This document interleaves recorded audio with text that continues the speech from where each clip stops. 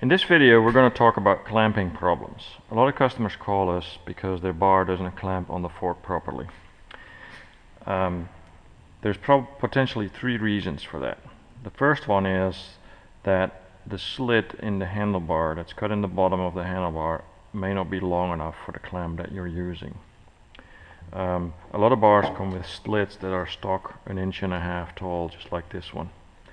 If you upgraded your clamp to a larger clamp, like this 3-bolt clamp, you can see this clamp is almost 2 inches tall. So in other words, if you were to use this clamp on this handlebar and not adjust the slit, then the top of this clamp would not be able to squeeze the bar on the fork, and it would really not work properly. So the first thing to watch is make sure that the slit in your handlebar is at least as high as the clamp that you're using. In this bar you can see we have extended the slit. You can do this with a hacksaw or a cutting wheel on an angle grinder. Just cut it up a little bit above the clamp, as you can see. And the second potential reason for clamping problems is the bolts that you're using in the clamp are not greased. These bolts are usually made of steel and they rub against an aluminum clamp, and you can see that the clamp, the inside of that clamp has already been worn out a little bit. So in order to make it easier to tighten these bolts, what you do is you use some ball bearing grease and you dip your bolt in the grease, and you just spread the grease over that area where the bolt head rubs against the aluminum, and then make sure there's some grease on the threads of that bolt as well. That way these bolts are going to be a lot easier to turn, and they can tighten that clamp a lot better.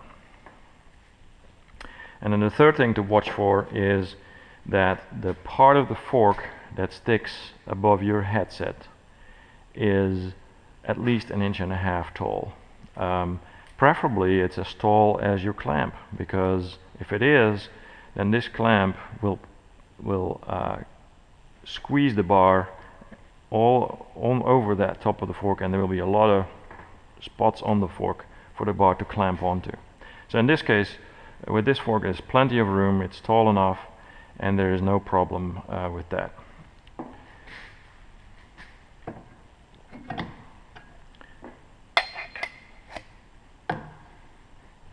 Okay, and then another tip